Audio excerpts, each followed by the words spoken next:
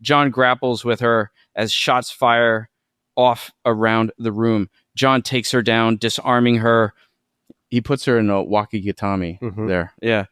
He grabs her and flips her over him and uses the momentum to roll him sumagaeshi. That was awesome. That was great. So awesome. She kicks him hard in the gut, sending him over. That whole transition. Yep. I was just like, I don't know. There's certain things that I'm like, I gotta call Steve. I'm like, oh wait, he sent this to me.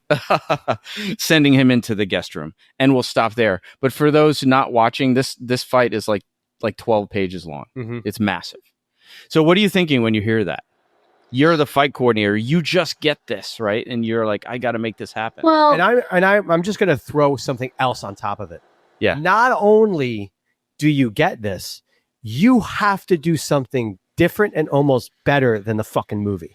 Yes. So you have something you almost need to look at, compare to, and been like, nope. You know what I mean? Because it was like already done that way in a weird way. So yeah, like what? So this episode was really special to me. Not only was I the fight coordinator for that episode, I actually coordinated that episode because our main coordinator was out scouting in Italy. So I got to oversee the entirety of this episode.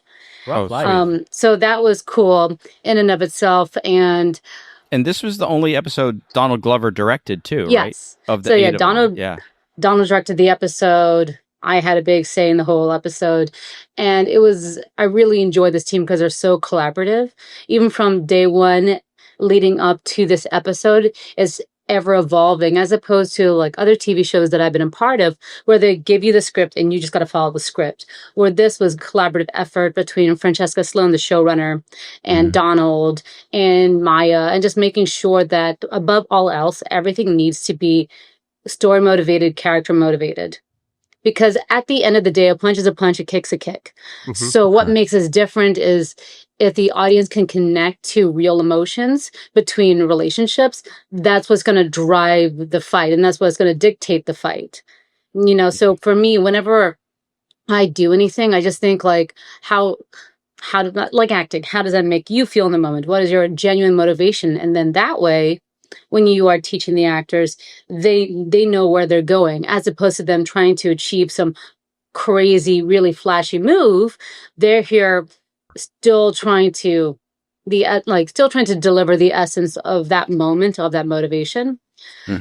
So for me, when I got the episode, the original draft, none of that was even written in.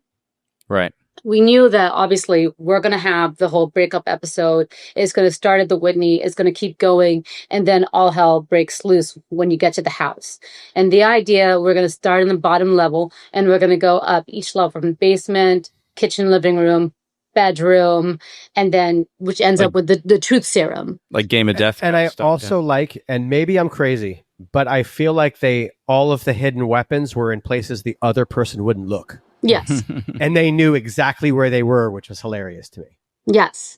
And so like building the scene was a collaborative effort. You know, I basically walk through the space with Donald since he was directing this and it's such a personal episode, and just kind of figure out like what I personally would do and what I think is coolest and most aesthetic and what can break the most things.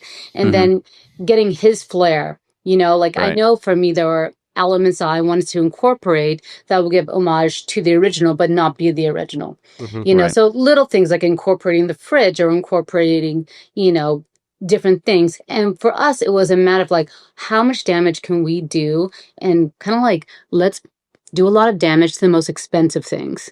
So it really, really hurts, like both financially and like emotionally. Yeah, that was running through it, right? Oh, you're more expensive art is getting destroyed, and all this stuff is getting destroyed. It was crazy. Yeah, and then also just thinking about, you know, where would they each, like you said, each of them hid weapons away from each other, so they didn't know, like, where would Jane realistically hide weapons that John wouldn't look for? So as we were walking, doing like, you know, doing the scouts and doing director's walkthrough, just kind of thinking about what elements we want to use. So that was even before the like conception of the fight. It was just the roadmap of destruction.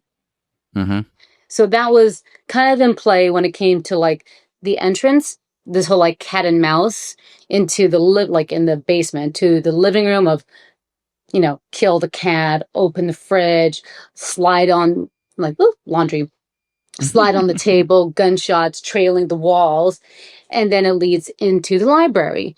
And I feel like if you rewatch the scene, the kitchen shootout, it's all very big. Explosions, this and that, little gunshots, just to really get you in the mood. And then when you transfer to the library, now it's all books and there's a lot of dialogue, which is nice because then you have a moment for the audience to pause and you have them to like register what's happening between this two.